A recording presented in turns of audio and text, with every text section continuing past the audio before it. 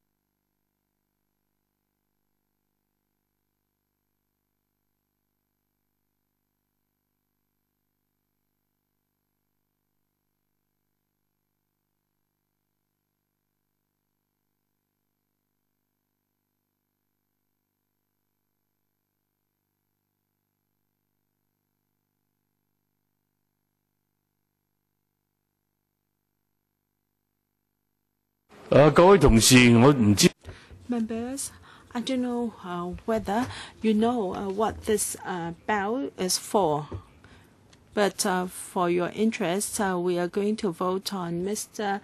Chen Chi-chun's motion under para 39, motion to adjourn the discussion of paper FCR 2015-16-11.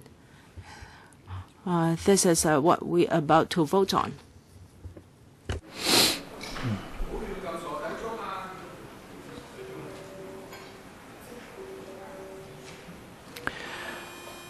現在開始。 Voting begins. Before I declare the results, members, please check your votes. Voting is closed. I display the results now. Voting results 15 for, 27 against. I declare the motion negative. Do we have any?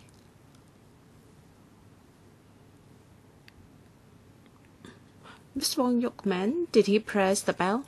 Ms. Wong Yuk-man speaking for the third time, 3 minutes. I didn't press the bell. I mean the request to speak button. Yes, that's my impression.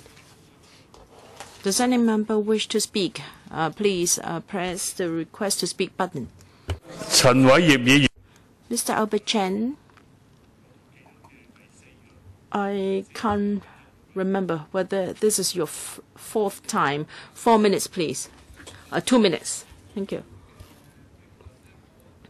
Mr. Wong Kwok-kin's comments were not reasonable because the motion to adjourn was on paper 11 regarding whether the project was pressing or not. That was relation to paper 12. Well, members are leaving, but I am going to move another motion to adjourn under para 39. So they have to come back to vote anyway. There is no getting away. So this paper, the two papers are a bit different. The first paper is to make up for the cost overrun. This is already unreasonable, and for paper 12, many of us query whether it is urgent. But your time is up, Mr. Albert Chen. Yes, you have 2 minutes. You said 2 minutes. Oh, all right, I was just reminding you. You must return 10 seconds to me. You cheated me of 10 seconds. Well, in fact, the more congested it is, the better, so that they don't come because they are not very popular in Hong Kong, and people should not go to the mainland so often because they have a lot of operations going on. They're against vice activities, against drug addiction, so on and so forth. So and after you're arrested, you have to use all sorts of connections to get yourself out of trouble. Anyway, I am going to move a motion under para 39 to ask for adjournment. Mr. Albert Chen moves a motion under para 39 of our FC procedures to ask for an adjournment of discussion on paper number 12. According to the procedures, members may speak on this motion for no more than once. Each member can have 3 minutes. So if you wish to speak, please press the request to speak button. 3 minutes, Mr. Albert Chen. Well, as I said, the last paper was on the cost overrun, which is already controversial enough. And this paper involves head 703 buildings, construction of boundary control point buildings and associated facilities at a cost of as much as $9 or $8.8 billion. According to this paper, there is an urgent need to carry out the works, otherwise there will be economic loss caused by congestion. Mr. Wong Kwok-kin said that freight transport was important.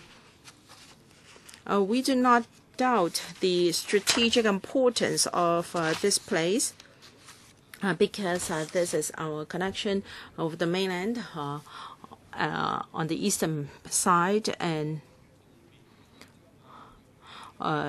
freight transport can access Huizhou, Fujian, and Yantian from this control point, and traffic is congested through Shenzhen. This is understandable.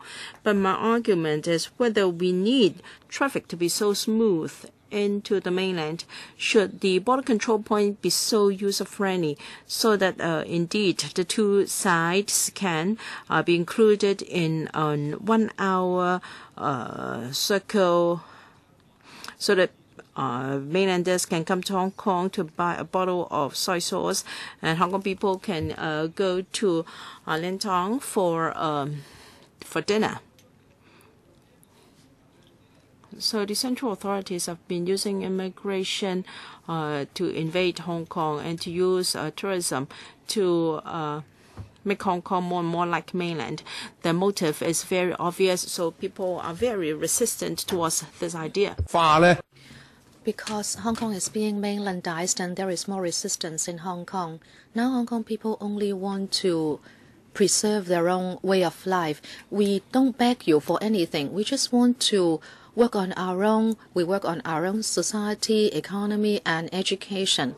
Don't send postgraduate students from the mainland and take up our school places. In fact, in certain graduate schools, 100% of the students are from the mainland, and they have become teaching assistants or tutors at universities, and Hong Kong taxpayers pay them.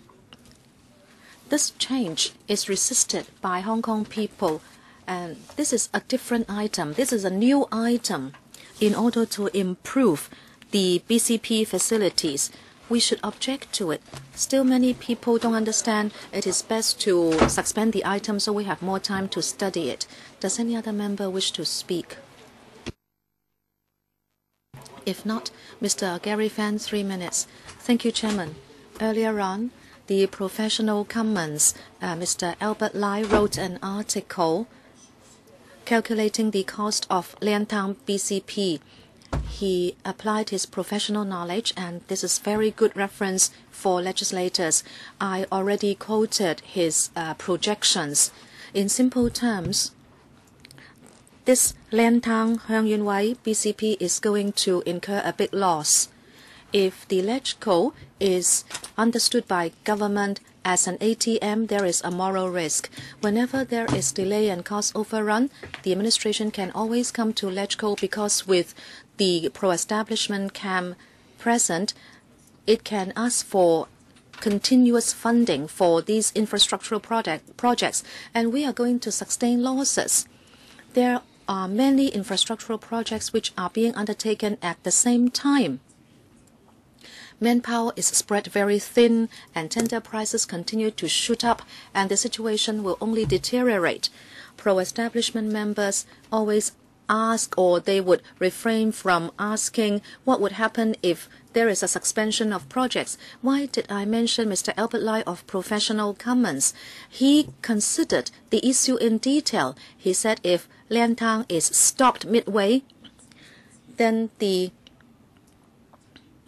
administration and CY Leung's continued point of housing building it actually can be expedited, because $8.8 billion will be used for building the terminal building. And compared to project resources for housing, that is more or less the same amount.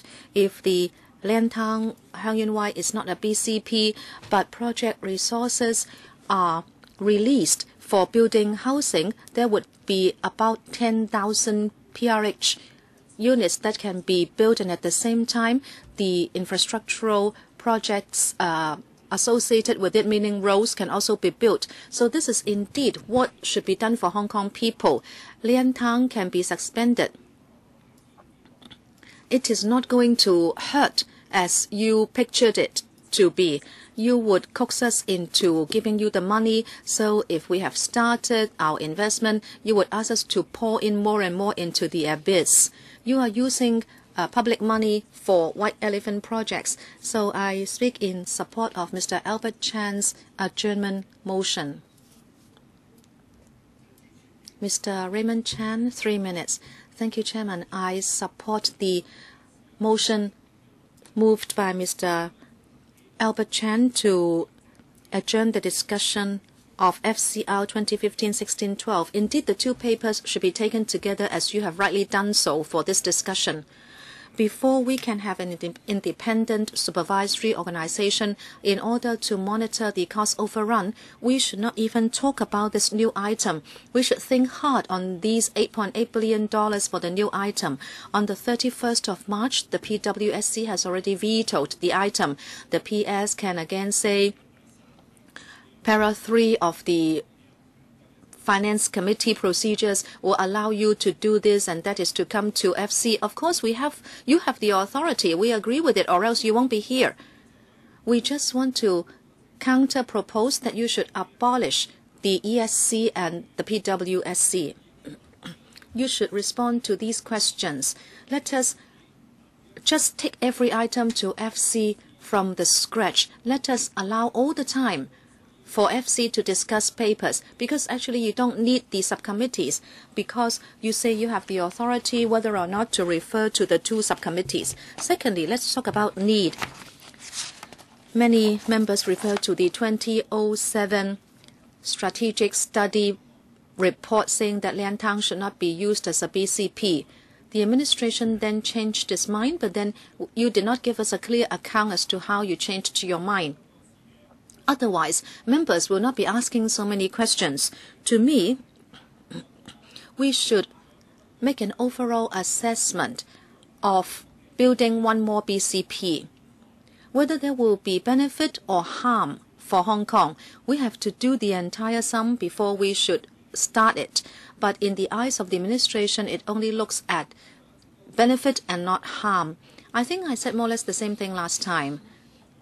There should be more BCPs, you say, because it will be more convenient.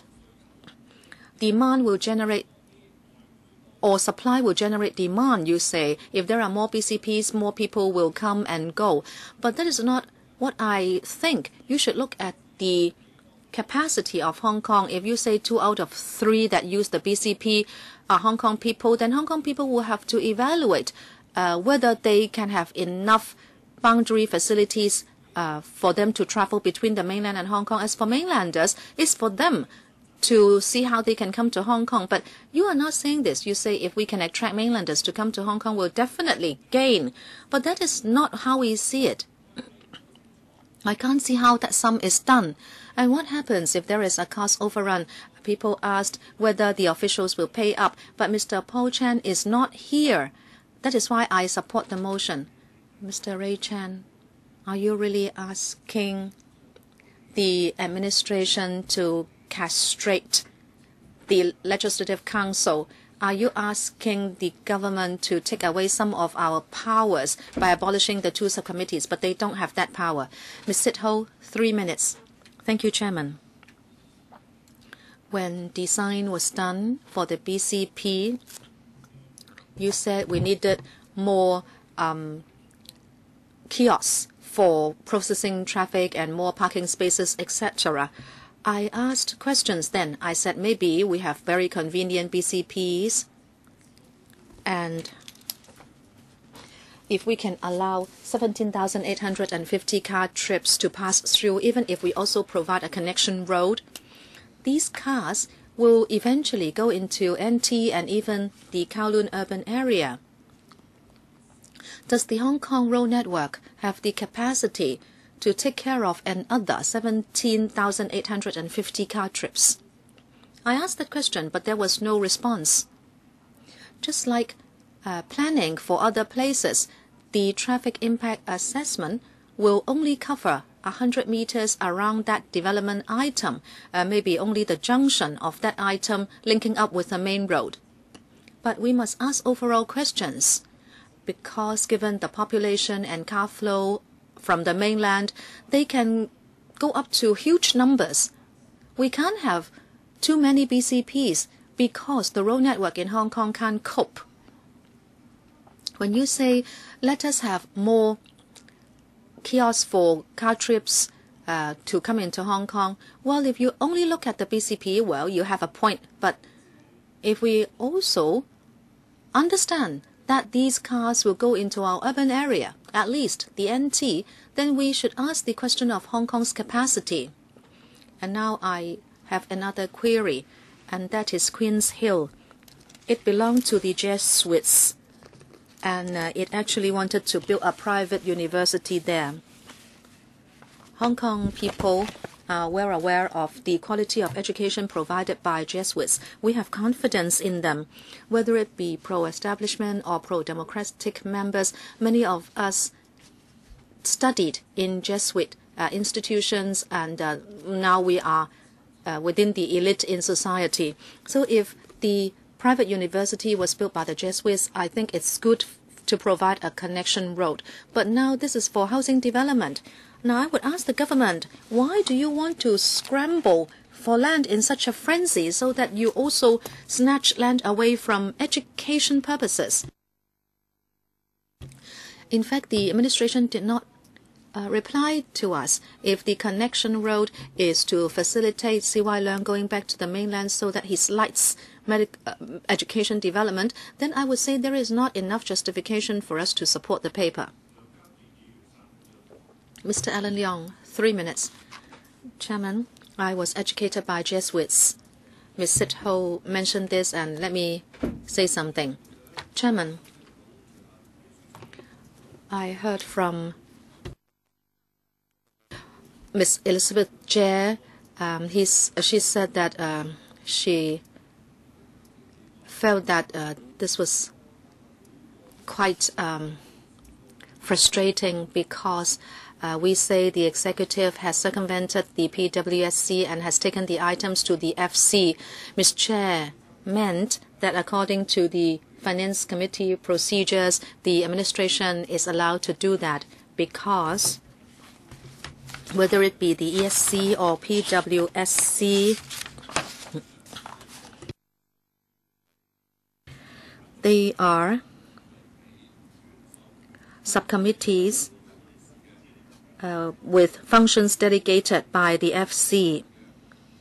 Of course, according to the written rules, Ms. Chair, you are unassailable. But Ms. Chair, I think you also understand. Well, I don't think that she is deliberately hiding it, but perhaps she just omitted it.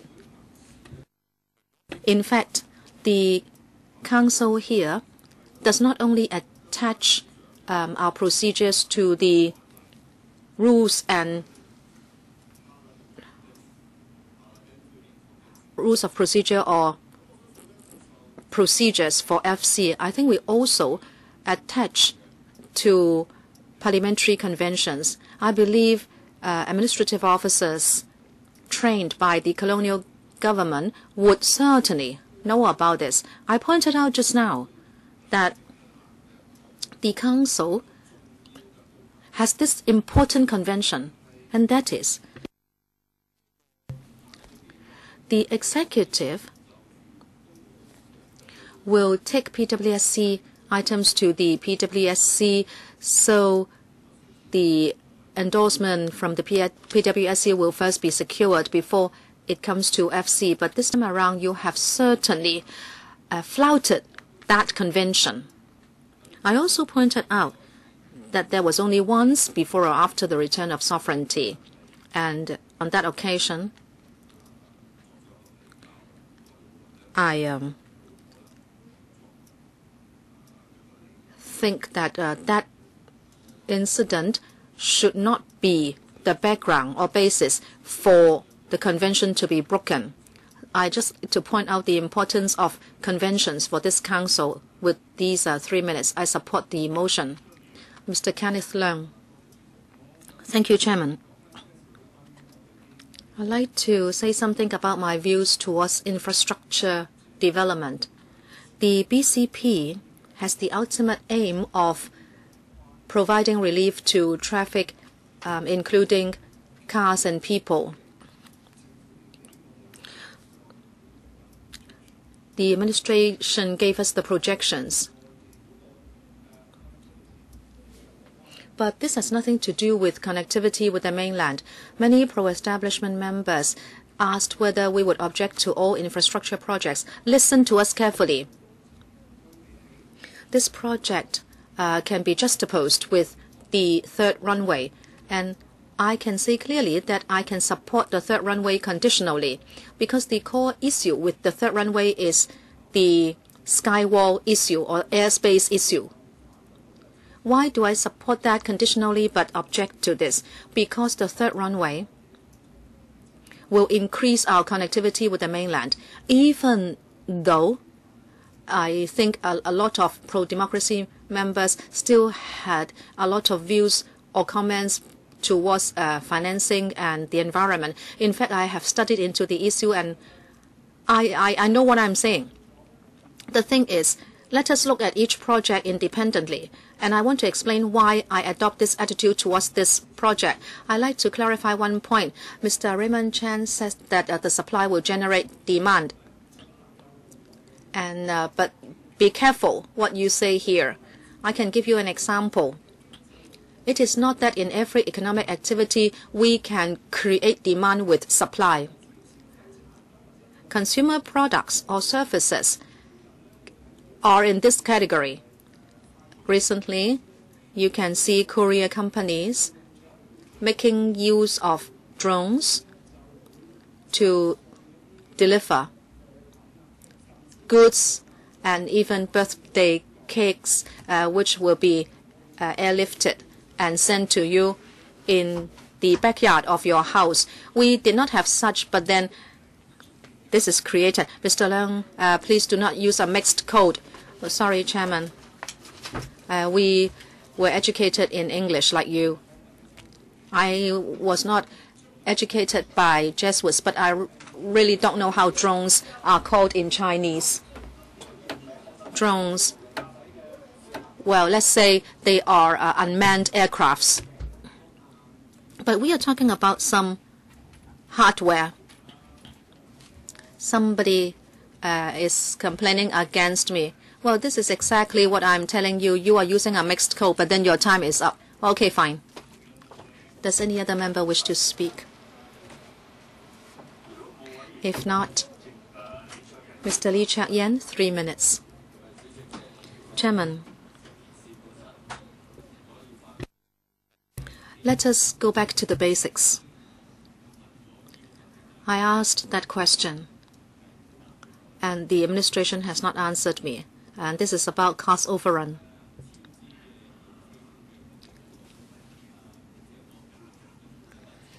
It is said that the price adjusting factor will accumulate to 6% every year, and after 7 years it will add up to about 50%. This is not the way to go. That is why I'm asking the administration. But it did not really give me the figure I wanted to know. He said it is about $70 billion and it will add up to $200 billion. I think they were also talking about the private area. But with regard to the airport, even at the peak of construction, that was only 90% of what it is now. But looking at price inflation in the construction sector, we see a much bigger inflation rate. You are bunching projects, so you have to fight for materials, plant, and manpower amongst the projects, and that is why prices have shot up. So you are talking about the number of projects being reduced in 2017. Some people said the peak of construction would have passed. If that's the case, would inflation rate come down in 2017? I need to ask that question. If the peak will be passed in 2017, we of course want you to even it out even more. Why don't we leave this project until 2017? Then the prices might be very different. Why is it that the SARG and its officials always assume that inflation in the construction sector will remain the same in the next 10 years? But at the same time, you also say the peak will pass very soon. The CIC was telling us that this won't be the case. And Dr. Lo Wai Kwok was saying that a company would be sacking 200 staff members, and I called up that company immediately, and the company said, no, it is not going to sack 200 staff members. But then other companies have told us that, look, we should have projects getting ahead, or else we might really have to sack people. But we have also endorsed many projects. We have just wanted to veto a few white elephant projects. Therefore, this is my stance. I'm asking you to postpone the projects so that the inflation rate will come down. Mr. Leung Yiu-chung, 3 minutes. Chairman, as some members said, this paper should be taken together with the last one and should not be viewed in isolation because they talk about the same project. So our concerns are the same. Number one, cost overrun. Number two, manpower problem.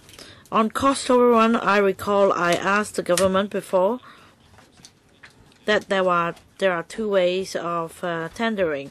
One way is for the government to pay for the excess, and the other is the model adopted now, which leads to cost overrun.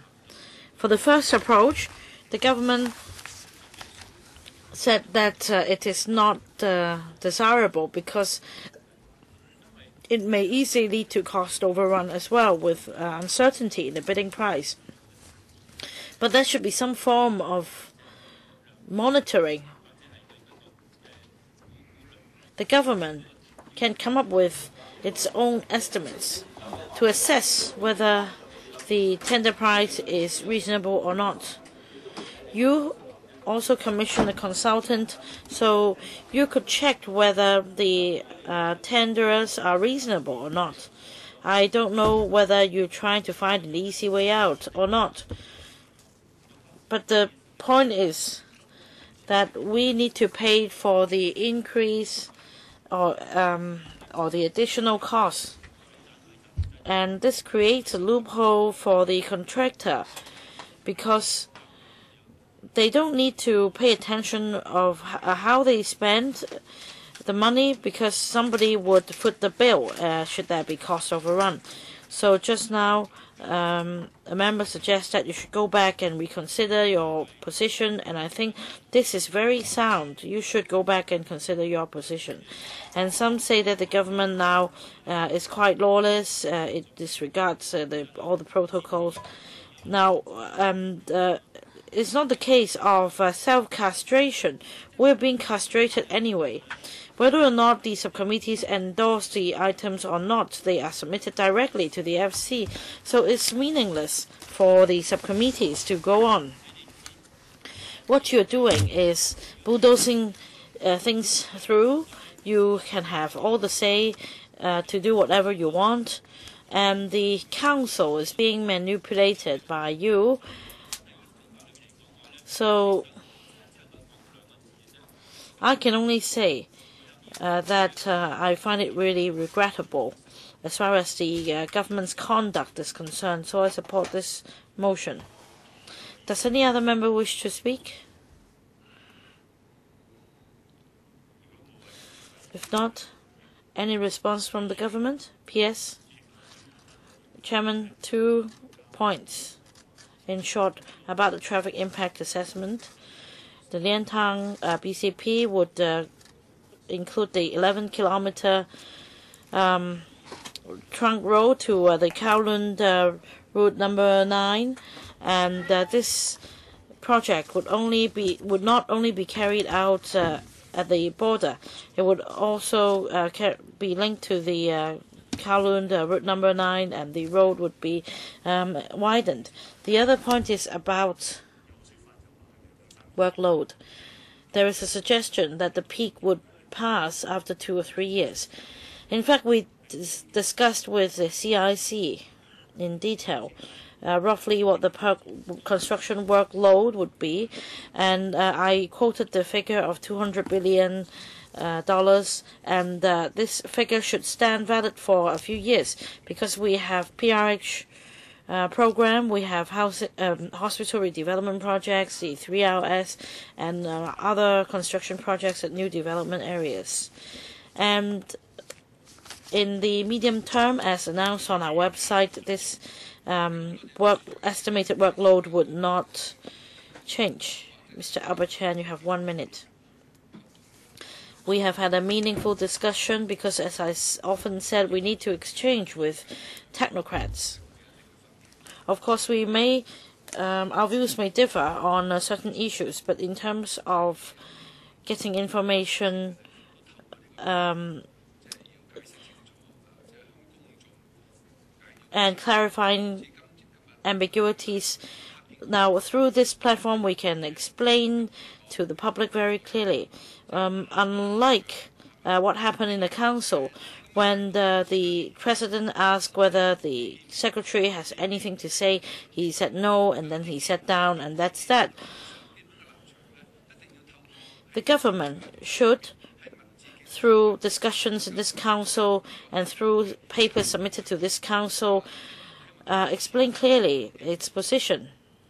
I urge members to support the motion. I now propose a question to you, and that is that this committee decides to adjourn the discussion of paper number FCR 2015-16-12. Will those in favour please raise their hands? A division has been claimed. The bell will ring for 5 minutes.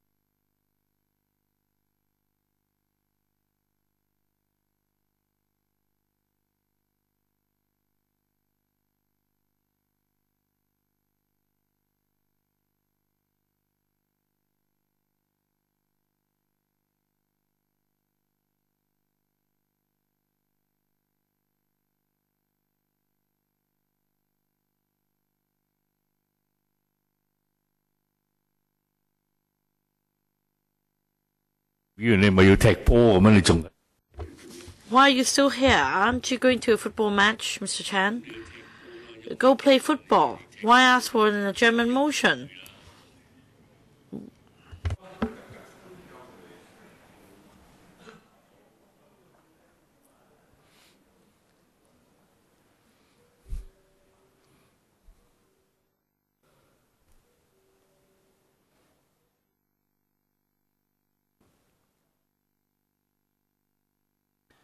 Well,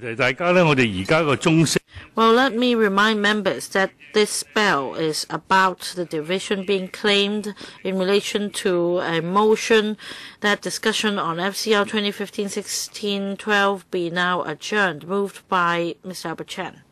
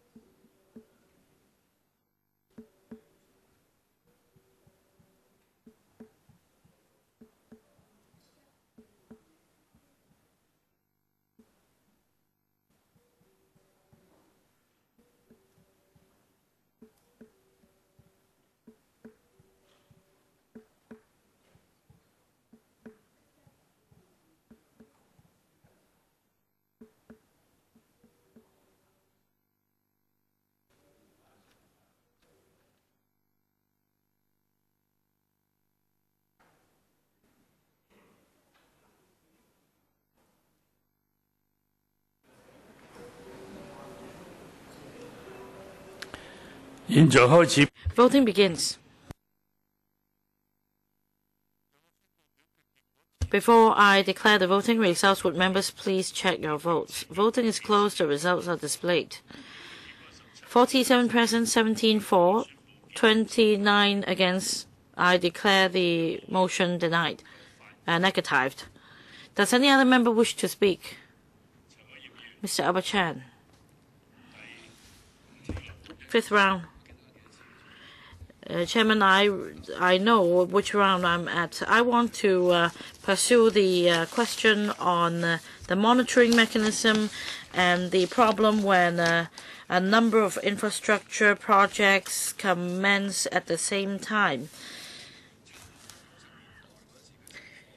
Drawing reference from the 90s, I wonder if the mechanism can be improved, because if the mechanism is problematic, then without proper warning given in advance, we see more problems. Of course, we see the easing of prices this year, but on the other hand, things could also get worse. Would the department please answer? Well, I explained this just now. We would consider a number of things on manpower, for example, and also in terms of design, we'll try to use more prefabricated materials, to use more machinery, and also to use more machinery to make the construction procedure simpler. Ms. Sid Ho, 3 minutes, third round. Well, Chairman, maybe you are subject to great pressure as well. No, just something wrong with my voice. Well, I thank Mr. Han for telling us about the traffic impact assessment. A number of years ago, when I worked with him at the District Council, he impressed me as a frank civil servant who would share information with us. So I need to commend him for that. But just now, the PS said that for the TIA, the scope includes the interchange, but I am talking about the 17,850 car trips. We're talking about not just the an interchange in the new territories. We're talking about the whole of Hong Kong. So can you tell us about the 17,000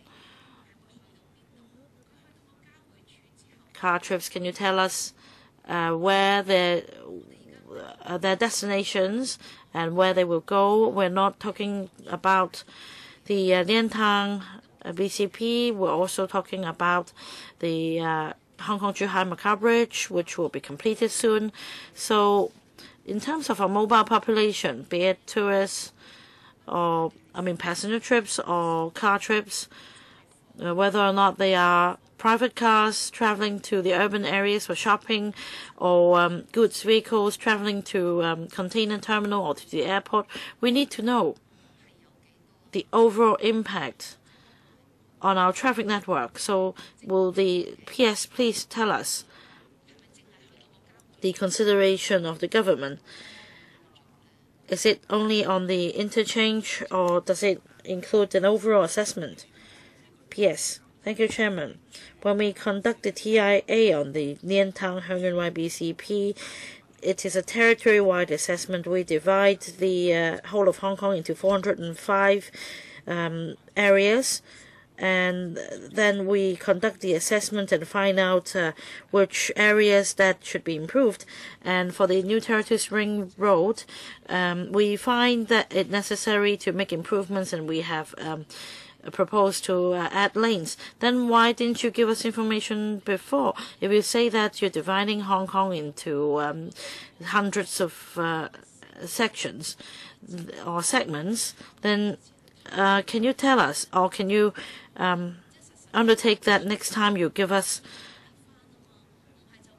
the data so that we can have something concrete to read about?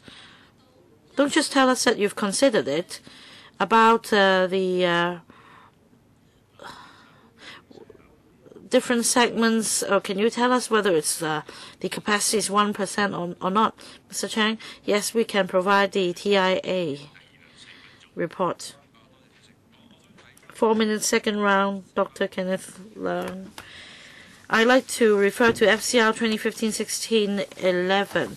I'd like to talk about Annex D, which is about PWSC paper number 26, cash flow and provision for price adjustments in PWSC 2012-13-26. I'm referring to Table 1. My question will be on this table. Question number 1. I'd like to know original project estimate. That's in the first column. Is this the annual cash flow? You say that this is the estimate.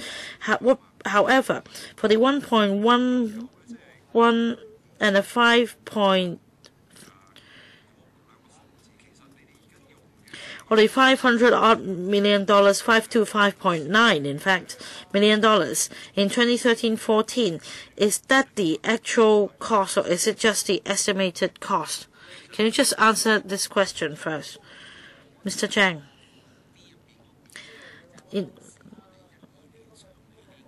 Now for Table 1 in Annex D, in 2012, when we submitted the paper to PWSC, we made the projection.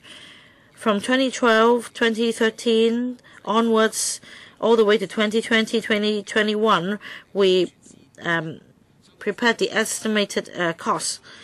Now that was the estimate based on the September 2011 prices. But as we mentioned, we need to factor in price adjustments. So we then include the price adjustment factors in the compound formula, and then we come up with the approved project estimate in MOD prices. Because when we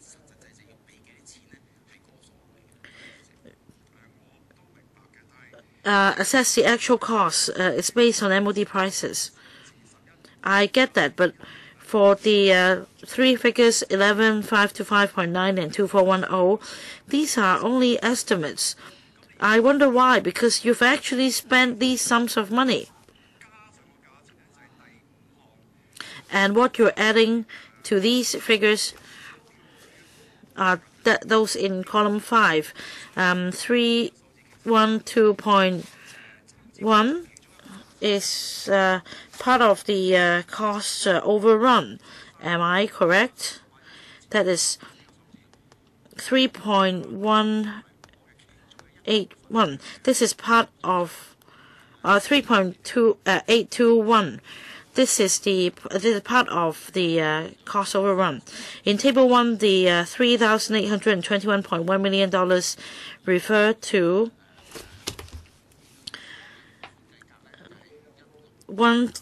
the following. The original project estimate should be 12432.1 million, and then the approved project estimate was 16253.2, and the difference is 3821.1. And then we should refer to Table 2. When we apply for funding in 2014, and this is according to the column from 2014 to 2021, and then for the first row up to March 2014, this represents the money actually spent. So in the end, we come up with the figure 597.7 million. Sixth round, 1 minute, Mr. Albert Chan. Chairman, I'm still concerned about the monitoring mechanism, or the control mechanism. As I said just now, in the 90s, the senior levels of government set policies, and the relative departments then work accordingly. But now it seems that they just disregard how money should be spent, because as C.Y. Leung says, well, we could be a bit generous because we have trillions of dollars in our reserve, and the most important thing is to make yourself known. So what mechanism do you have so that you are confident that when there is a warning sign, the project would be suspended? Well, the administration does have a mechanism. In each department, there is separate audit for each and every department, and for large-scale projects and those who are over $200 million, we have a risk management mechanism. At different stages, we will consider the risks and also the management of these risks. Mr. Chen Chi-chun, paper 12, paragraph 5, urgency. It is said that the tender document will lapse in December. So I'd like to know whether the other party believes that the contract would be extended anyway. And regarding that extra cost, do you start counting from the start of work or what? The tender document would lapse in August. So for tenderers, if they do not want to continue, then they may withdraw. And then every month of delay will cost $40 million. All right. Now, if you cannot start work in September, you can only do it in October. When do you start in calculating the delay? Because the later the works start, the higher the cost, because there is a delay compared with the tendering date. Mr. Leung Yu-jung, para 34 says that 3,900 jobs will be created, 3,500 odd for laborers and 380 for professional and technical staff. I'd like to ask the administration, when the project starts, what will be the total number of construction workers in Hong Kong? And what is the percentage of laborers employed for this job compared with the total construction worker population in Hong Kong? And what about the total number of professional technical staff in Hong Kong? And what is the percentage represented by this 380 here? Because I would like to know whether the project would affect the wages of the labor market. So can you please tell us the respective percentages? Yes. Mr. Leung asked some very specific figures, asked for specific figures. I think we have 350,000 registered workers in Hong Kong, but if I remember correctly, there are 260,000 of them in active employment. And for professional technical staff, I cannot give you a figure offhand. Mr. Lau. So you're saying that when this project starts, there will be about 90,000 workers not employed? No, some registered workers may switch to other jobs, or they may be employed overseas. I'm talking about the laborers. How many construction workers are there? Would there be waiting for you to be hired? Because if the number is small, you may have to increase wages. So can you tell us how many workers or laborers will be available for your employment? I think the jobs required, the number of laborers required is set out in the paper. No, I'm asking the number of workers available in the market for you to hire. Well, the construction sector is very manpower tight, and we did say that we are short of technical staff, and we have to employ technical staff. No, you haven't answered my question. The project will last for so long. It will be hard for them to tell you the situation by then. And I don't know how this is relevant to the paper, but you can ask this question in the second round. Ms. Claudia Mo, fifth round. It's impossible for me to be speaking for the fifth time.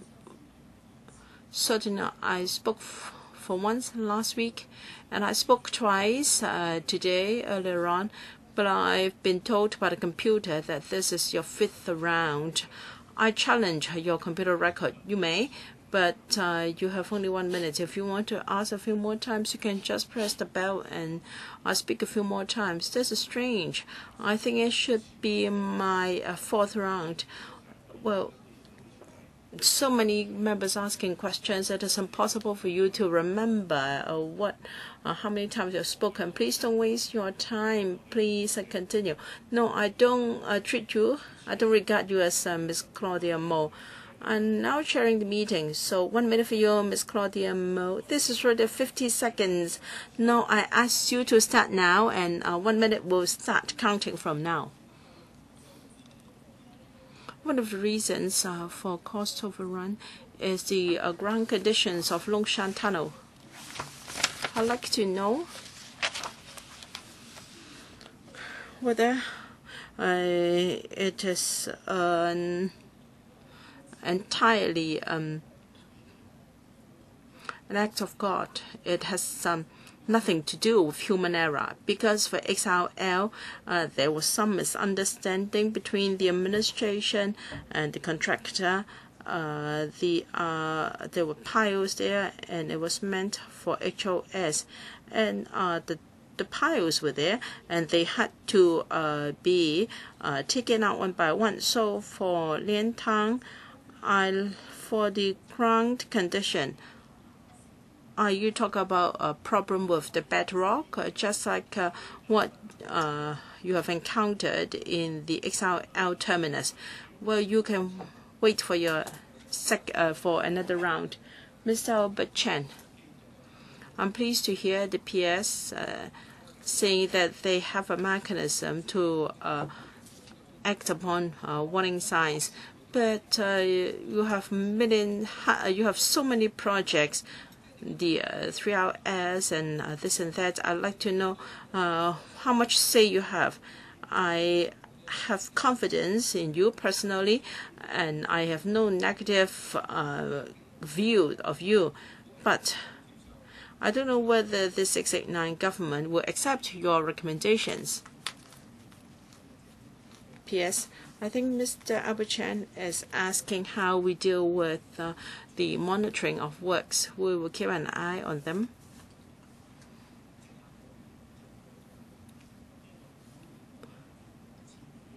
We'll talk about projects costing over $100 billion. I don't think they will commence at once now. Mr. Wu Chi-wai, Para 6 says that while there is no guarantee that the border crossing will be commissioned in 2018, you're willing to undertake that it can be commissioned ASAP. So on the one hand, there is no guarantee that the works can complete by 2018, and on the other hand, you are going to do your level best. So is it just like the case of the XRL project? Because I don't quite understand the contract. How will the contract be formulated? So much so that on the one hand you cannot promise that the works will be completed by 2018 and that you will do your level best. Well, they have answered this question a number of times, but perhaps you've been in and out of the room, you didn't catch the explanation. He said that everything in the contract should be completed by end 2018, but whether there will be delays, there is no guarantee. P.S. Yes, I share your understanding. The completion date in the contract is 2018 end, but should there be special incidents, an extension is allowed, but we will do our utmost.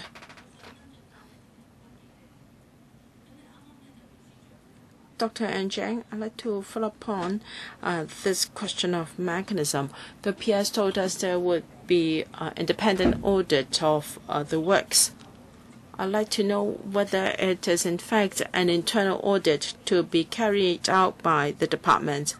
And I'd like to know whether they audit the procedures or whether the cost is reasonable or not. P.S. I was referring to the audit of project estimate.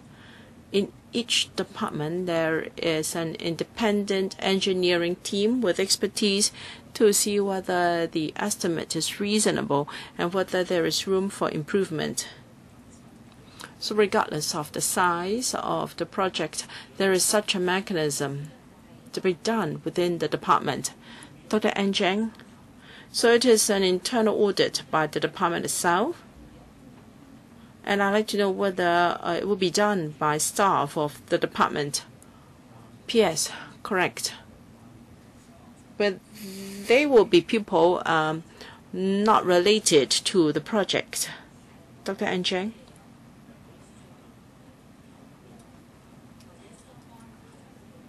I hope.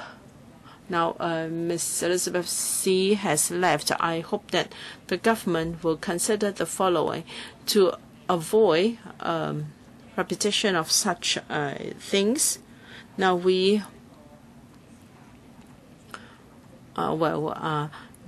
Mr. Kenneth Leung from the accountancy sector has asked questions on the figures.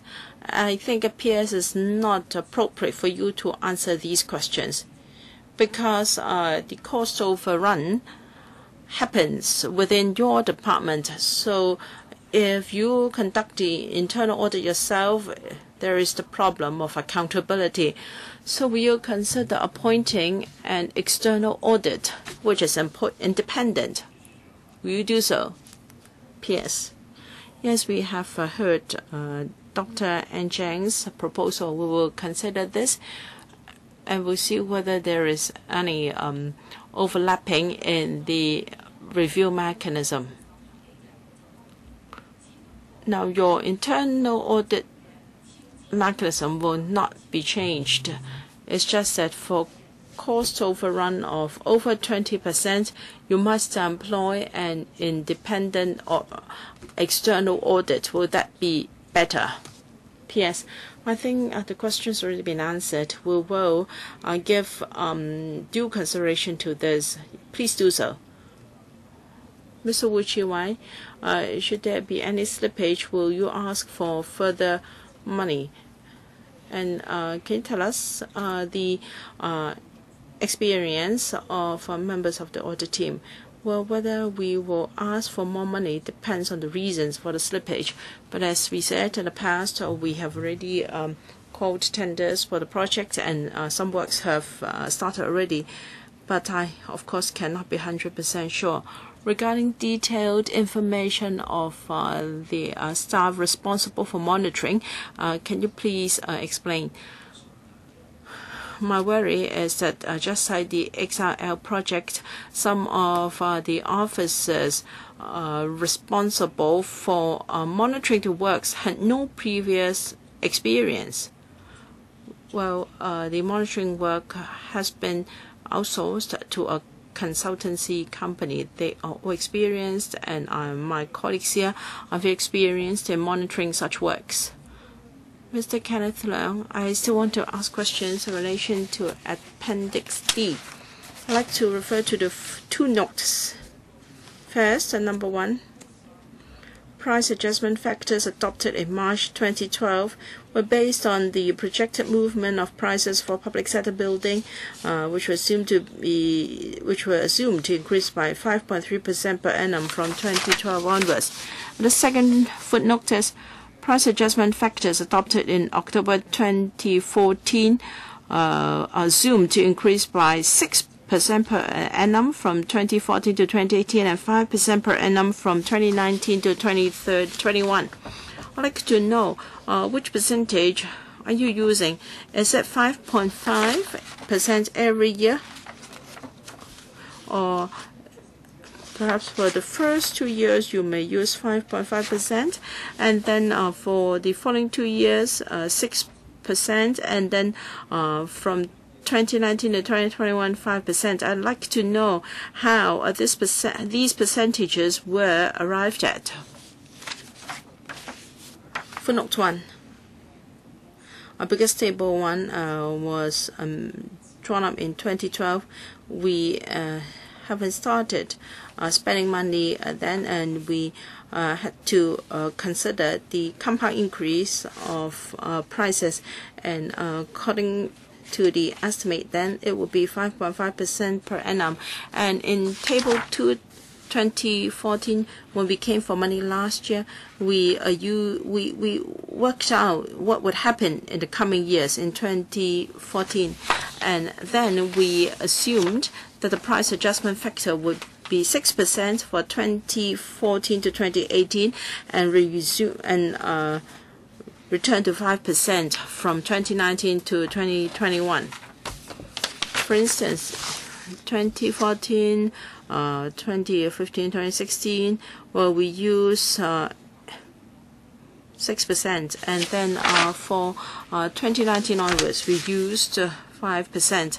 As for how we arrived at these percentages, our economists would consider the tender indexes and also prices returned by contractors in making these estimates or assumptions for price adjustment factors. Are these factors used by the government across the board, or just by engineering departments? Well, these are used for all our projects. Now, if instead of 5%, well, please wait for the next term. Mr. Gary Fan, 9th time, 1 minute. Annex 5, Paris 6. This dual road, and the reasons for the cost overrun. Perhaps problems with illumination and this and that. Well, these projects are almost complete. I'd like to know what unforeseeable limiting factors will there be causing risks to your project. I believe they would appear at a rather late stage, right? Well, tenders will have to predict risks they may encounter at a later stage. For instance, they may not be able to find the right workers in the market. Will they have to offer more attractive wages? And if there is objection from residents, they may have to carry out more measures to satisfy their demands. So these are unforeseeable risks. Mr. Kenneth Leung, 2 minutes. All right, I'll continue with my previous question. The price adjustment factors in the footnotes. Now, if they are wrong, for instance, if it is 8 instead of 5% from 2019 to 2021, you may have to come back for more money. Is that right? Because the projection covers 2019 to 2021, and we are not yet in 2019. Is my understanding correct? The price adjustment factor is set out in the contract for risk sharing between the government and the contractor. And if the factor is not as expected, then there is a sum of contingency in the contract. This clause on risk sharing, does that mean that each will take up 50% of the increase in prices, or do you have a certain percentage for apportioning the risk? Well, this is a way to share the risks. It is not a 50-50 split. Now we have price adjustment factors to work out the actual compensation to the contractor when prices are high. We'll have to look at the actual situation. We don't only follow the percentages. We have to look at the actual percentage announced at that time. In other words, it is almost like a fixed sum. Is that right? If there is further increase, and because of other reasons and not as the expected reasons, then the contractor will also pick up part of the tab. Is that right? You have to answer in the next round. Mr. Leung Yu Chung, 2 minutes, 4th round. I still like to ask about manpower. Just now we got a number about the people required, but then he added that he is also worried that manpower supply will be tight. I'd like to know whether you have a fallback situation. If you can't recruit enough people, what are you going to do? Because a lack of manpower will certainly mean that there will be cost overrun because there will be a delay as a result. P.S. I said just now that in the construction sector, manpower is tight, especially the technical staff. So the administration is doing a lot, especially in training. Just 2 days ago, I went to the development panel hoping to get $100 million from the LegCo so we can train semi-skilled workers and they will become skilled workers. This is a meaningful way to do it. After contracts are awarded, whether or not there will still be enough manpower supply, we'll get to know only later. Well, I'm worried not just about technical staff, but the average worker in the sites. What is your estimate? I said that we would like to get $100 million to do training, and I'm actually talking about workers. No, you said semi-skilled workers will become skilled workers, but I'm talking about the unskilled ones. Do you have enough supply, you think? I'm just talking about the workers doing sundry tasks in the sites. When we talk about skilled people, I don't mean technical people, but skilled workers. What about non-skilled workers? In fact, we would hope that all workers are skilled workers. Does any other member wish to speak? Please press the bell or button. Mr. Kenneth Leung, 5th round. One minute. Thank you, Chairman. I will continue to ask about cost inflation and who will shoulder what. In your tender papers, you have a contingency sum. Sorry, I have to use English. The contractor himself, what responsibility does he have in order to take up part of the cost inflation risk. Mr. Zhang, Chairman, in the contract, the contractor has to discharge his duties according to the contract. If it is really about inflation, the mechanism is such that the contractor should not face extra risk because we have a mechanism to share out the risk with him. However, if there are other risks, they will all be for the contractor to shoulder. Mr. Gary Fan, the 10th round, 1 minute. I don't necessarily need 1 minute. Like many members who have pointed out, the cost effectiveness of this project is low and is being queried. This is a huge cost overrun already, and in the days to come, we'll have to plow in a lot more public money. In fact, this is not just a project planned for Hong Kong. We have had the XRL and the Macau-Hong Kong-Zhuhai Bridge, and I think this is another mammoth infrastructural project after those two. So, Chairman, I don't think we should spend so much money at this juncture in order to fill the gap or the funding gap. According to the procedures for the Finance Committee, para 39, I'd like to propose a motion to adjourn the meeting. According to para 39, members can speak on the motion, but for only once, and the speaking time will be 3 minutes as I have decided. Members who would like to speak, please press the button. Mr. Gary Fan, 3 minutes for you. Thank you, Chairman. I'm a rookie here, whether it be at the ESC, PWSC, and FC. Whenever I scrutinize infrastructural projects, I have seen delays or cost overruns for each. One big lesson to learn is that the then term of government rolled out 10 infrastructural projects to save the economy. But then there is huge mismatch because it seems projects were rolled out at the same time. So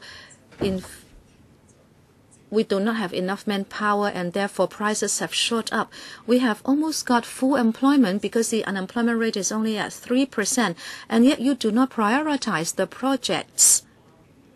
In terms of cross-boundary infrastructural projects, there is another problem, and we have always questioned whether we should blindly go for integration between the mainland and Hong Kong. We have the Lantang, BCP, Macau-Hong Kong-Zhuhai Bridge, and XRL project. But the cross-boundary traffic flow is going down. And there is a third problem, housing. We have sites. We have vacant sites. Yet we do not have manpower to build housing blocks. But C.Y. Leung traces all problems to the lack of land. That's what he said yesterday at the Q&A session. He said the nursing home elderly abuse problem could be traced to lack of land supply. I think there is a total misconception here. If infrastructural projects are no longer cost effective, you must know how to stop the use of public money on such non-cost effective projects. I don't think it is a good idea for us to continue with Lantang. I think there is a huge cost overrun already. That is why I like to move this adjournment motion. Mr. Albert Chan, 3 minutes. At the present stage, I think this is the time when we have the most serious situation of infrastructural projects getting out of control. And I'm really talking about 30 years as my background. You were telling us that one after another infrastructural project was experiencing cost overrun, and I think the situation has become so serious, it is quite unreasonable. It seems the FC is compelled at gunpoint, saying that if we don't endorse the project, we deserve to die. That's what you are telling us. The administration has a responsibility here, especially the high-ranking officials. To the officials present, I wouldn't say I sympathize with them, but I can say I certainly understand the plight they are in, but there is nothing they can do. The PS talked about mechanisms, but I would say that you should have known a lot of things 2 years ago, and you should have asked the administration to stop doing something. But the really high-ranking people in government seem to choose to neglect the warning signs and the severity of cost overrun. If you have a responsible attitude towards infrastructure, you should stop those projects. Every year, you are talking about $170 billion being spent on infrastructural projects.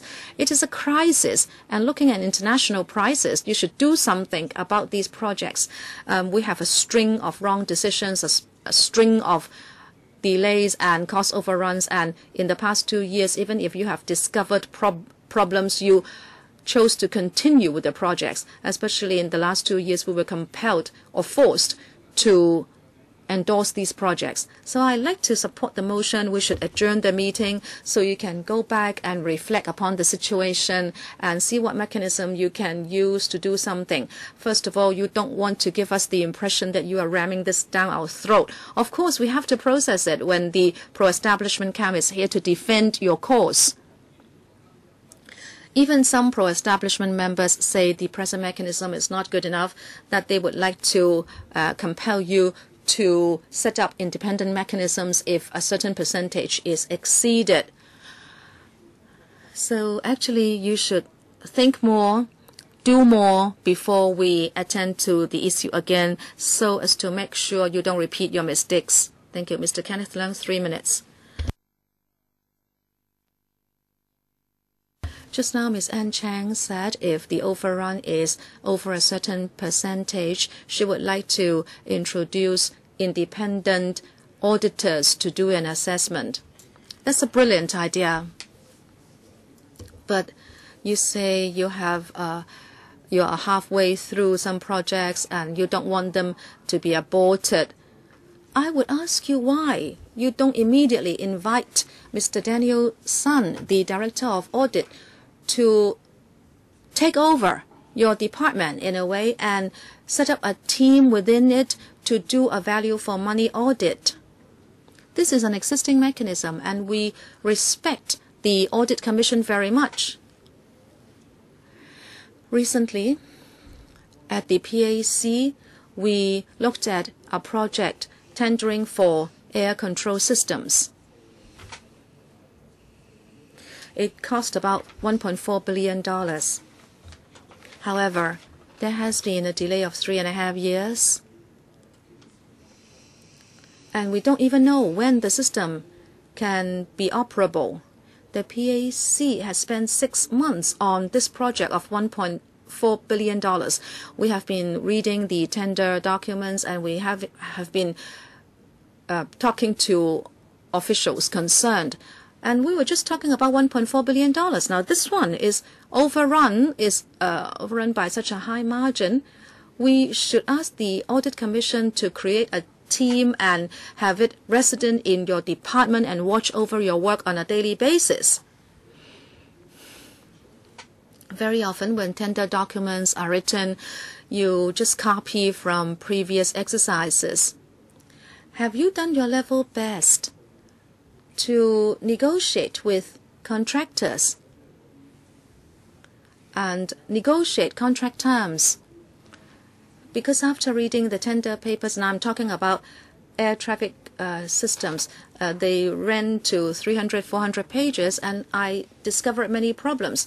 If you want to convince us to give you funding support, there should be a team, an independent one, telling us that the money you applied for is well-founded, that you're not going to squander the money, and you should guarantee that this is the lowest price possible. Now we are talking about cost overrun. Okay, I can grant you the last one. But what about this one? Is it going to be 8 billion or 2 billion? I don't know. I'm not an engineering expert. I don't have time to read tender papers running to a few hundred pages. Mr. Raymond Chan, 3 minutes. Thank you, Chairman. I support the adjournment motion moved by Mr. Gary Fan. In fact, I myself also moved the same motion for paper 11. I'm, of course, most concerned about cost overrun. Look at Shatin, Central Link, WKCD, SIL West, and also XRL Hong Kong section, and the Macau-Hong Kong-Zhuhai Bridge. Of course, if it's just one, we might not want to stop it because you may have to reinstate the site, and that is already costly. But then there is one after another and yet another. Even the pro-establishment camp should ask, this is not the way to go. The public will ask, what is happening? Is it that members who are supporting the cost overrun will pay up? Well, if that's the case, if there is such a law, then no one will vote yes. But think about having to dip into your own pocket and pay up. Because we are just asking for a mechanism, and responsible departments that they should at least tell us something that will satisfy us. Even pro-establishment members are asking whether there is an independent mechanism to review the cost overrun items, but no one is giving an answer. We should be gatekeeping and monitoring government expenditure. Well, you can blindly press the button to say yes once, twice, or thrice, but not forever. And you can very well predict that this will be repeated in the future. This is not an isolated incident.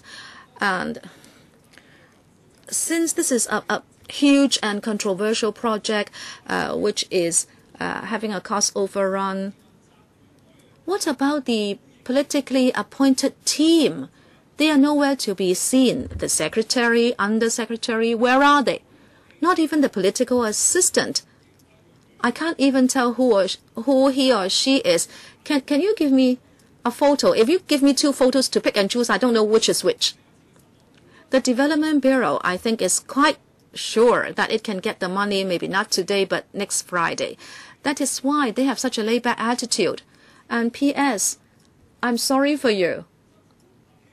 Last time you said touch wood, hoping there will not be a cost overrun. But it is, in fact, quite probable that there will be delay and cost overrun. You should go back and redate the papers and date it to 2 years later.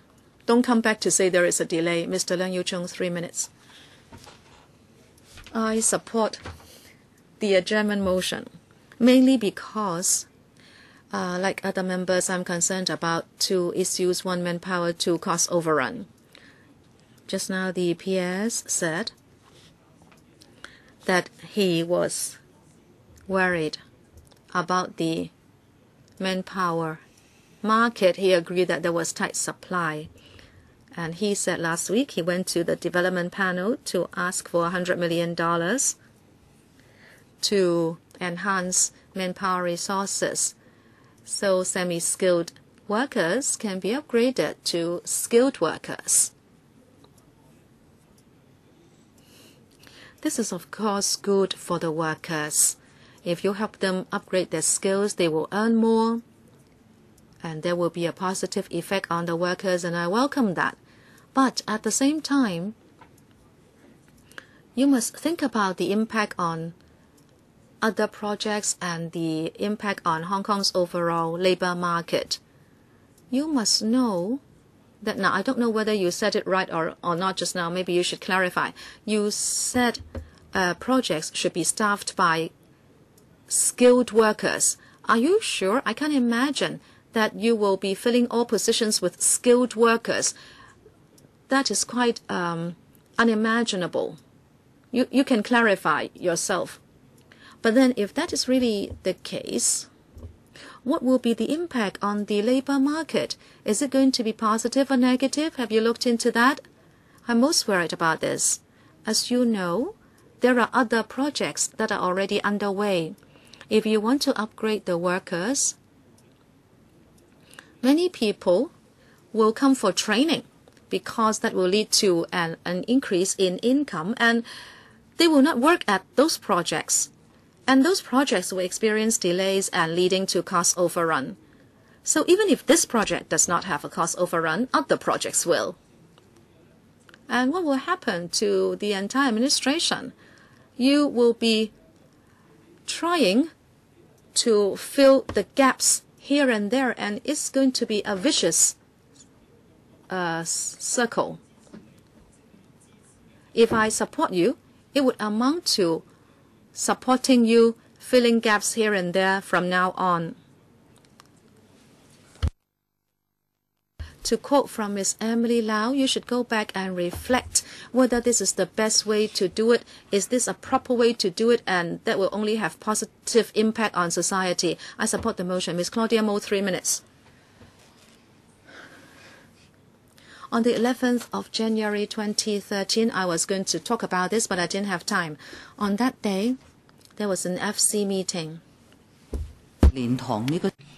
Also, on the consultancy work of the Liantang Hengyunwai BCP project, and I wondered at the time that the fee was as much as $180 million. Well, Kenneth Leung, you interjected me like that, and I couldn't continue.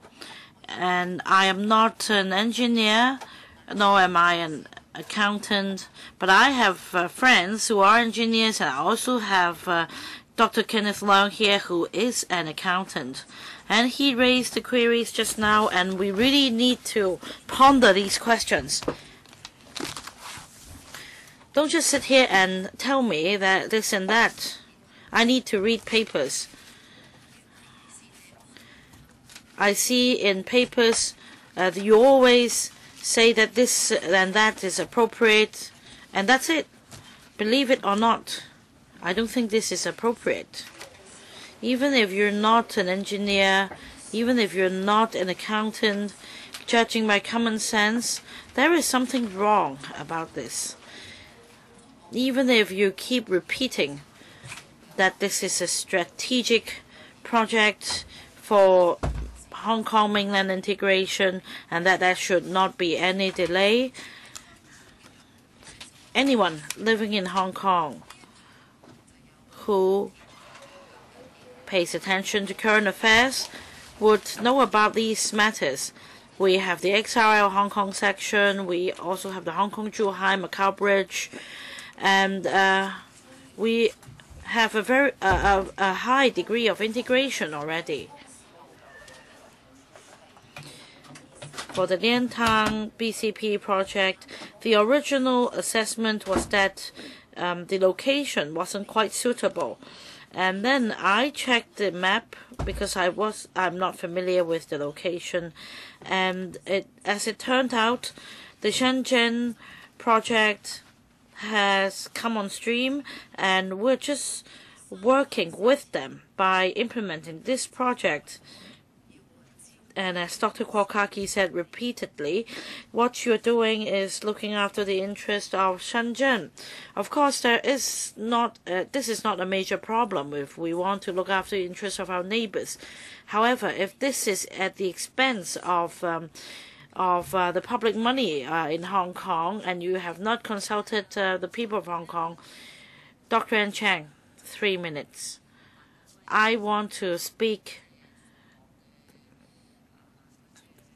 because I do not support the reasons cited by Mr. Gary Fan for moving this motion to adjourn the discussion. We all understand that we need to develop these infrastructure projects. We need XRL, we need all the roads and the bridge. because decades ago, many experts and economists already commented that in order to sustain the development of Hong Kong, we should not create a cul-de-sac. And if you look at the map,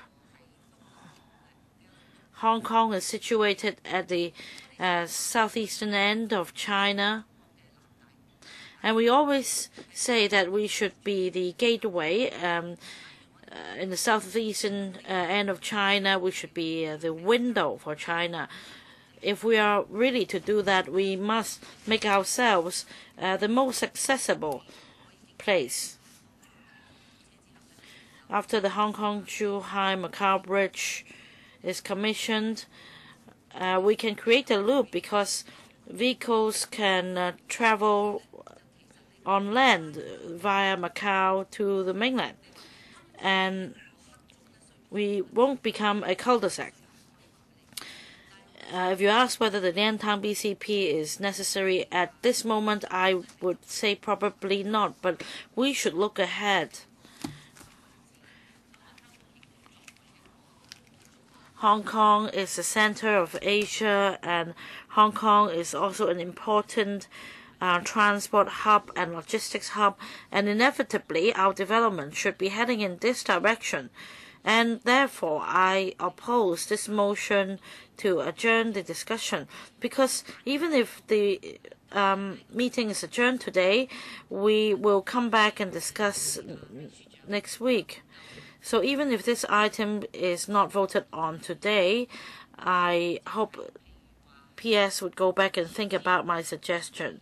Let's say if there is a 20% cost overrun in that project, an independent audit team should be engaged to specifically look at the project costs, so that if you really need to come back to LegCo next time for extra funding, you have a third party as an independent party to answer members' questions. Mr. Eleanor. Chairman, I support Mr. Gary Fan's motion that the committee be, or the further proceedings of the committee be adjourned. I don't think any further discussion would be meaningful, because we raised many questions in September 2008 in a report on the preliminary works of the Liantang BCP. That was an about turn, and then between Sha Tau Kok and Man Kam To, we see this remote location, sparsely populated, and yet there will be a plan for traffic, for cross-boundary traffic to go eastbound, and we have cost overrun as well. You need to explain to Hong Kong people that this is not a bottomless pit. You need to instill confidence in the public. We pursued these lines, and yet we have come up with no answer. And this project has seen an increase in the estimate from 16,253.2 million to $24,973.1 million, an increase by $8,719.9 million. And you cannot guarantee, by way of a mechanism to control any cost overrun. So in terms of risk management, you have failed to instill confidence, so that we have, so that we're convinced, because we're just doing our job as gatekeepers for the people. Now we see this pit is getting deeper and deeper, but you should tell us that it is not bottomless. Go back and think about this, because yesterday is 6 hours out, today is Liantang BCP, and very soon it will be 3 hours. And then we are going to discuss the Hong Hong Kong-Zhuhai Macau Bridge as well, which has also seen a cost overrun. So you should submit something to us about risk management, internal audit, and budget control. Don't just tell us that since the project has commenced, we should go ahead anyway. So I support this motion. Mr. Lee Chuk-yan. Chairman, I support Mr. Gary Fan's motion. We have spent hours today to try to discuss one important issue, and that is the project cost overrun. And Dr. N. Chang just made the suggestion, and that there should be an independent audit if the cost overrun goes beyond 20%. Yes, we can discuss that, but we should also discuss by taking a holistic view on the cost overrun of various infrastructure projects. You should not tell us to go ahead because the project has commenced, because we're talking about dozens of billions of dollars. Now, Dr. N. Chang said that there should be independent audit if cost overrun amounts to 20%. Well, I don't know, by saying so, she is really supporting the motion that the meeting be adjourned. Or is she trying to defend the government again? I want to know whether the DAB would support Ann Chan's suggestion. If so, the adjournment motion should be supported for us to find a way out. And Alan Leung just now said that we had the XRL, and we're having the Liantang BCP now, and the 3RS will see an even more staggering figure of $140 billion. And in fact, for the annual figure of 200 billion, this comes by as a result of 3RS. Of course, $140 billion will be spent in a number of years instead of just in a single year. Still, there would be a keener competition for machinery, labor, and materials, which will cause cost to increase. However, if we scrap this 3RS project, it will do some good to all projects. Let's say if we have a mega project like the XRL, it affects not just the express rail link, but all other projects, including Liantang, Hong Kong-Zhuhai Macau Bridge, because they commence at the same time and they compete for manpower. So we must support this motion, Mr. Albert Ho.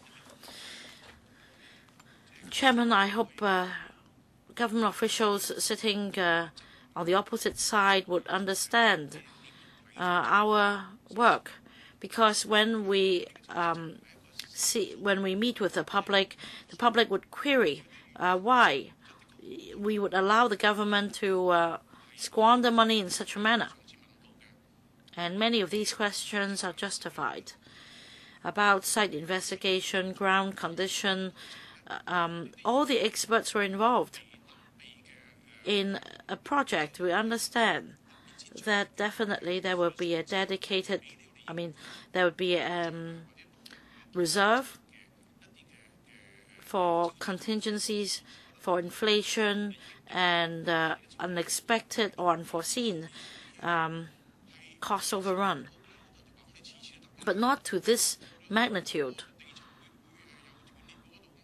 If you say that this is unexpected, you can play the same trick every time to say that there is unforeseen poor ground condition.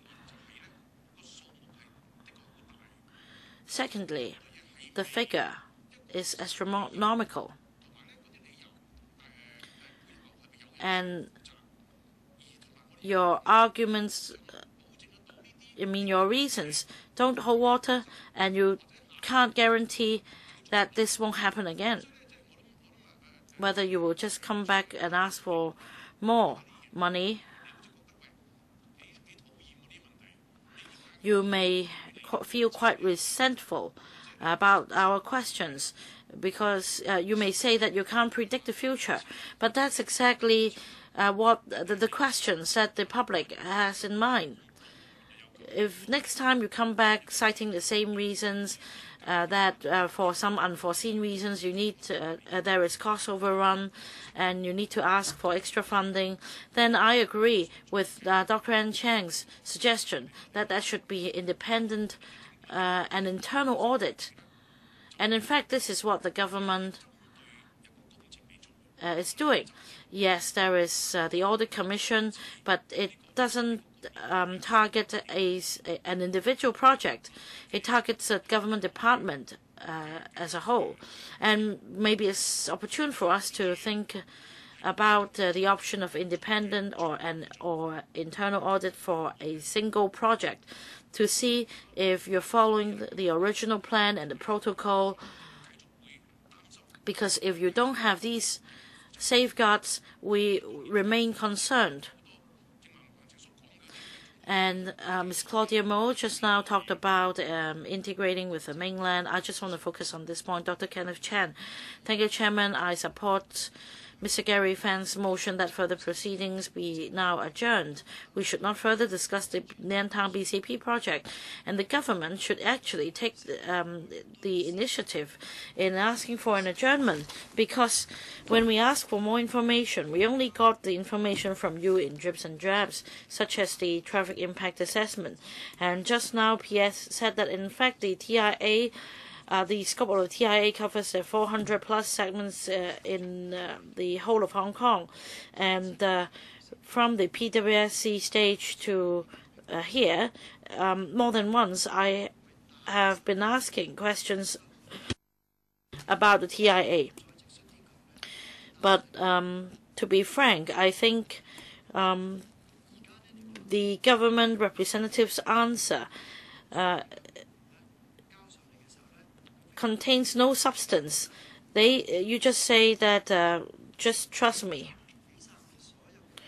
And now you mention the TIA and that you should submit the TIA to us so that it's available to not only members but also to the public, so that experts in the community can also read your report, so that we can see whether the traffic demand would be as you said, because we know that things have changed as far as cross-border traffic is concerned in recent years.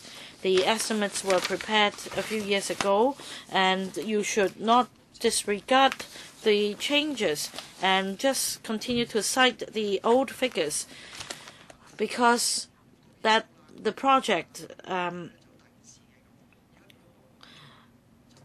because it seems that the project only serves Shenzhen, not Hong Kong. So if you ask taxpayers like you and me to fork out money like an ATM machine, this won't do. There is huge cost overrun for this project. And when we're talking, when public money is involved, we need to be careful. It is not the case that we will just write out a blank check for you every time there is cost overrun. I think the Liantown BCP is a political white elephant project which is harmful to Hong Kong. And this is a white elephant project. We talked about possible cost overrun, and indeed this has happened. I don't think you're being responsible, politically speaking. Does any other member wish to speak? Dr. Fernando Zhang, 3 minutes. Chairman, I support Mr. Gary Fan's motion that further proceedings of the committee be now adjourned. All along I have had doubts about this project. and the huge cost overrun of this project. I also question the efficiency or the cost effectiveness of this project. According to the paper,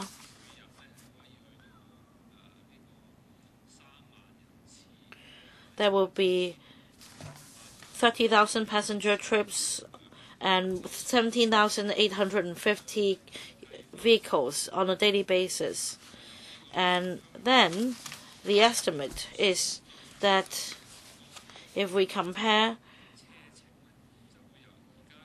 the journey time from Liantang BCP to Tai Po Long Kong would be shortened to from 50 to 30 minutes. And then multiplying that by our capacity, you will find that by 2050, $64 billion will be saved. First of all, I don't know whether this hypothesis can be confirmed. And also, it is likely that for tourists, they can save the journey time by 20 minutes. But we're talking about at least $35 billion investment. And you are prolonging your projection to 2050, and we will only be able to save several dozen billion dollars by 2050.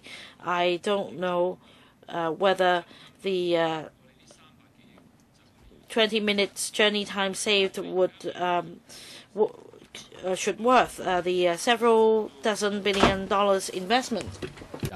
We face many social issues, including those I mentioned earlier: an aging population, the need for long-term care.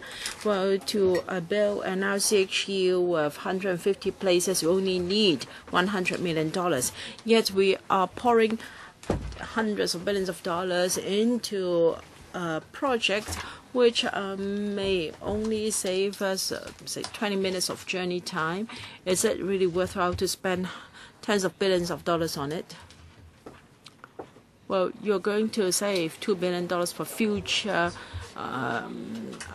travelers. But what about the lives of our elderly now?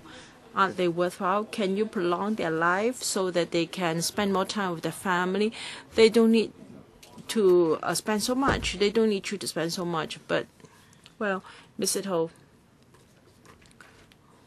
my question is very simple. Why do I support Mr. Gary Fan's motion of adjournment? Because in the last two meetings, we have raised a number of issues that require black and white replies from the administration. These questions have to be addressed with figures and statistics. And the Transport Department officials promised to give us an assessment of the traffic impact assessment, how Hong Kong is divided into 405 segments, and also the traffic capacity of the whole of Hong Kong. The paper is promised by the officials before the next meeting. It's just like the XRL. Mr. Andrew Jiang was able to obtain from the administration road network of Yao Chi Mong. The document was an inch thick, and many issues were hidden in that thick bundle. So until the officials have provided us with replies in black and white, I believe it is pointless to continue with this question time. And I asked this at the last meeting. That is about the tunnel. And also another option, a comparison of costs and also a comparison of land resumption required. I've yet to get a reply from the administration. I hope that the administration can spend the coming week to prepare all this information asking for. Not just myself, but colleagues have also asked a number of questions. You must give us the answers before we can continue. Otherwise, it's just like FC 177 tabled. It's so simple. We have just got very brief information, public building infrastructure, number of projects approved, so on and so forth. This is too simple to address our concerns. So I support this motion of adjournment. Does any member wish to speak? Administration, do you have any response?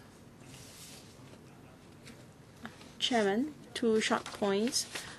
First, on a number of workers. Mr. Leung Yu-chung asked about whether we talk about skilled workers or technical staff. Well, the construction worker registration ordinance has been amended. Now we have dedicated workers for dedicated works. Whether you are a bar bender or responsible for other works, you have to be registered for that particular trade. So we have already obtained $100 million for training of skilled workers.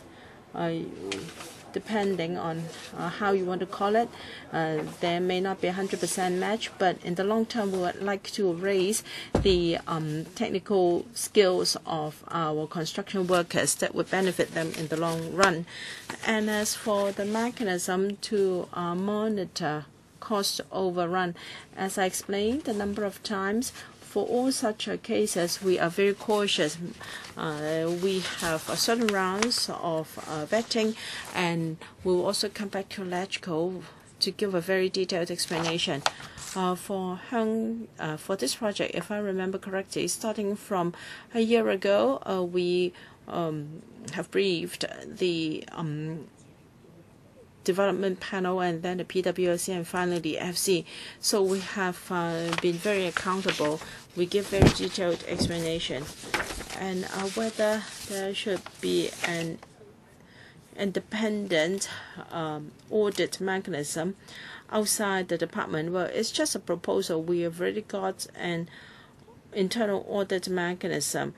Is it really the best option to have an independent audit team within the department?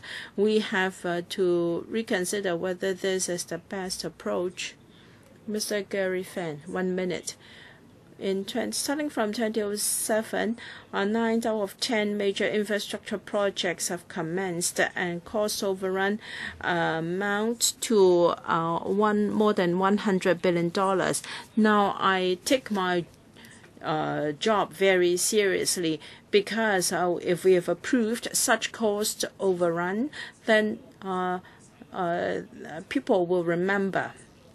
And Dr. Han Cheng, that once you have started it, we have no choice but to go to the very end. Now, if we adopt this attitude, then this project is not really worth it.